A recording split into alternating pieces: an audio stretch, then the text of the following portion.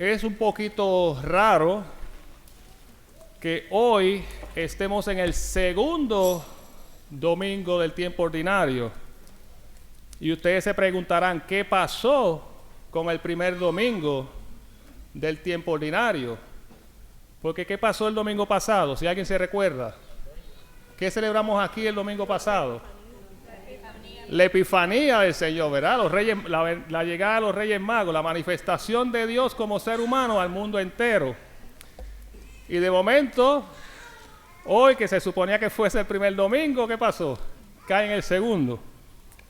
Lo que sucede es que la Epifanía del Señor se celebra normalmente el 6 de enero. Pero en todo Estados Unidos se celebra el primer domingo después de la Epifanía. O sea, después del 6 de enero. Y el domingo pasado era 8 de enero, por eso se celebró la Epifanía. ¿Por qué en Estados Unidos no se celebra el 6 de enero, como en la mayoría de nuestros países? Porque si se celebra el 6 de enero, como es una fiesta de guardar, todos los católicos cristianos estamos obligados a ir a misa todos los domingos del año y fiestas de guardar. Y el Día de Reyes es uno de esos días de fiesta de guardar, Día de la Epifanía del Señor. Pero como la gente no viene en la semana a misa, pues todo Estados Unidos, los obispos se reunieron hace varios años atrás y decidieron cambiar esa fiesta al primer domingo después del Día de Reyes para que la gente vayamos y asistamos a misa y celebremos la Epifanía del Señor. Lo mismo pasa con el Corpus Christi. Se supone que sea jueves, pero siempre se celebra el domingo después del Corpus Christi. Por eso fue que, entre comillas, perdimos el primer domingo del tiempo ordinario, que es también el bautismo de nuestro Señor Jesucristo. Una fiesta que es mucho más grande que la fiesta de la Navidad del nacimiento del Niño Dios. Porque ¿qué sucede con nosotros cuando nacimos? Nosotros nacemos y nacemos para este mundo. Es lo que yo le explicaba ayer en la charla prebautismal a los que van a ser padres y padrinos el día de hoy de sus hijos y sus ahijados. Que fiesta grande es en nuestro nacimiento, pero más grande nuestro nacimiento al mundo, pero una fiesta mucho más grande en nuestro nacimiento al reino de los cielos, al reino de Dios, a la vida eterna. Y el primer domingo del tiempo ordinario, que no se pudo hacer por la fiesta de Epifanía, pues se pasó al primer lunes, al lunes después de la Epifanía, que fue este lunes que acaba de pasar, el 9 de enero. Sí, no podemos olvidar nunca esa fiesta del bautismo del Señor, porque es Cristo el que nos da a nosotros la entrada a través del bautismo al reino de los cielos. Claro, cumpliendo unas enseñanzas que a partir de hoy comenzaron con esa gran anunciación de Juan el Bautista cuando dice: este es el Hijo de Dios, el Cordero de Dios, el que quita el pecado del mundo. Y esa es una frase que nosotros escuchamos y se supone que nosotros vivamos esa frase cada vez que venimos a misa. Y es una frase que solamente el sacerdote la puede decir. Sacerdote, entiéndase también obispos, cardenales, el Papa. Pero nadie más la puede decir en el momento de la consagración. Después de la consagración, antes de la comunión. Que cuando el sacerdote levanta el cuerpo y la sangre, ¿verdad? Que parece un pan y parece una copa de vino, pero en ese pan ya no es pan, sino que es el cuerpo y la sangre de Cristo. ¿Y qué dice el sacerdote? Este es el Cordero de Dios que quita el pecado del mundo. Dichosos los llamados a la cena del Señor. ¿Y qué contestamos todos nosotros por fe? Amén. Señor, no soy digno de que entres en mi casa. O sea, porque ninguno de nosotros somos dignos de recibirlo. Pero una palabra tuya bastará para sanarme. Y entonces comienza la comunión. Juan el Bautista, que este Juan el Bautista es el mismo que nosotros celebramos varias semanas atrás durante las posadas, cuando María va a ayudar a su prima Isabel y el niño que llevaba a Santa Isabel en su vientre saltó cuando la Virgen María la saludó, escuchó el saludo. ¿Se acuerdan de ese día? ese niño que saltó en el vientre de Isabel es el mismo Juan el Bautista. En otras palabras, son primos. Jesús y Juan el Bautista son primos. Y Juan el Bautista viene a ser el último profeta antes de Jesucristo. De todos los profetas del Antiguo Testamento, se cierra todo con Juan el Bautista, cuando él dice, ese es de quien yo decía que venía detrás de mí, que es más grande que yo. O sea, este es Juan el Bautista que estamos hablando. El primo de Jesús, el que saltó en el vientre de la Santa Isabel. Y él dice, el que quita el pecado del mundo. Fíjense en esa frase, el Cordero de Dios que quita el pecado del mundo. Los judíos tenían la costumbre de sacrificar animales, entre ellos a veces estaba un cordero, en expiación por sus pecados o en acción de gracias a Dios. Ellos hacían sacrificios de animales y a veces hasta de cordero, que el cordero es más bien como una oveja. Pero en este caso, Juan el Bautista dice, el que quita los pecados del mundo. Él pudo haber dicho, este es el Cordero de Dios que quita las enfermedades del mundo. O este es el Cordero de Dios que quita el hambre del mundo. O el que quita los problemas del mundo. No, él dijo, este es el Cordero de Dios que quita los pecados del mundo. Si nosotros no podemos analizar por qué suceden todas las cosas que no son buenas en este mundo, podemos analizar y podemos llegar a la conclusión de que todo lo malo que ocurre, o todas las desgracias, tragedias, es a causa del pecado. ¿Por qué está la guerra de Ucrania hoy día? Por avaricia, por culpa de una persona o varias personas. ¿Por qué muere tanta gente en el mundo a causa de las guerras? Por el pecado. Todo es por pecado.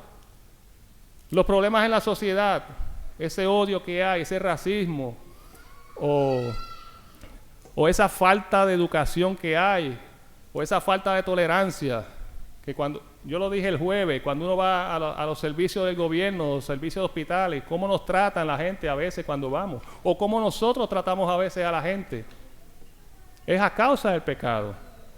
Porque la gente está perdiendo el foco de que Juan el Bautista dijo, este es el Cordero de Dios, el que quita los pecados del mundo.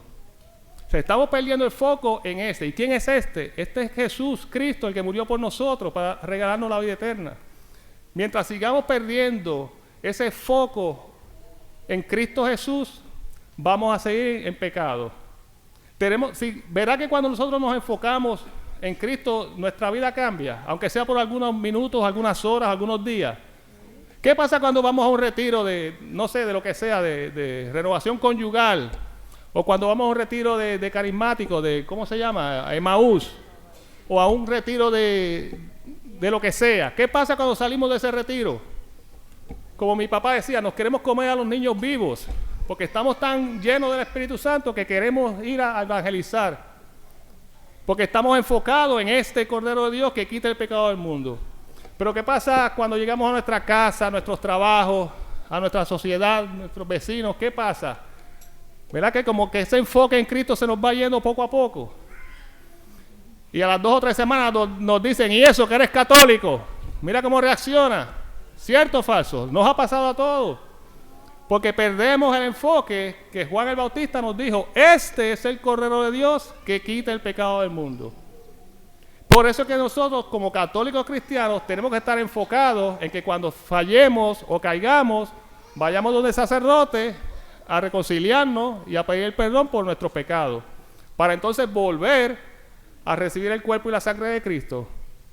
Porque el mismo Cristo dijo, quien come mi cuerpo y bebe mi sangre, vive en mí y yo en él, y yo lo resucitaré en el último día. ¿Lo dijo o no lo dijo? Entonces, eso es lo que nosotros tenemos que estar enfocándonos siempre. Cada vez que caigamos en tentación, o cada vez que fallemos, reconocer que hemos fallado, e ir donde el sacerdote y confesarnos. Para así poder ser la sal del mundo, para ganarnos la vida eterna y hacer a otros ganar la vida eterna. ¿cómo se llama? La Conferencia de Obispos Católicos de Estados Unidos. Es donde todos los obispos de la Iglesia Católica de Estados Unidos se reúnen todos los años. Y el año pasado ellos hicieron unos estudios, unas encuestas, y se dieron cuenta de que solamente el 4% de todos los católicos bautizados van a misa. Oye, que de cada 100 personas que se bautizan, solamente 4 regresan a misa. Eso es un número bien bajito. Está ese 4%, digo, ¿qué pasó con el otro 96% que no van a misa? Perdieron el enfoque del Cordero de Dios que quita el pecado del mundo. Porque nosotros con pecado no podemos alcanzar el reino de los cielos. Y yo he ido a varios funerales donde yo he visto gente desgarrada, su alma desgarrada por la pérdida de ese ser querido. Y cuando se celebra la misa de cuerpo presente, nadie sabe contestar las oraciones.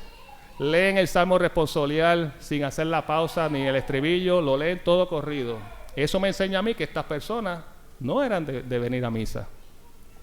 Entonces buscan la misa como una ayuda de emergencia, como si fuese un timbre, jálame y ven y búscame. O sea, esto conlleva un proceso que empieza en el bautismo. Ahora, hoy en día 10 niños y niñas se van a bautizar. Yo se lo decía ayer a los papás. Los niños no pueden venir a misa el domingo que viene, porque ninguno de ellos tiene la edad para manejar, ni pueden tomar decisiones. ¿Quién va a traer a estos niños a la iglesia el domingo que viene? O los papás o los padrinos, o algún tío, un vecino, o hermano mayor. O sea que ojalá estos 10 niños no sean del 96% que dejan de venir a misa. Ojalá y sean del 4% que van a venir. Pero todos ellos, no 4 nada más, que todos sean los que los papás y los padrinos se hayan comprometido y estén dispuestos a comprometerse hoy. Porque de eso se trata todo.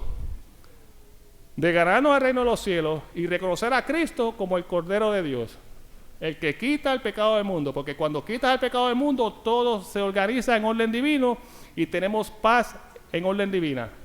Y podemos todos vivir en un mundo mejor y en un mundo de paz.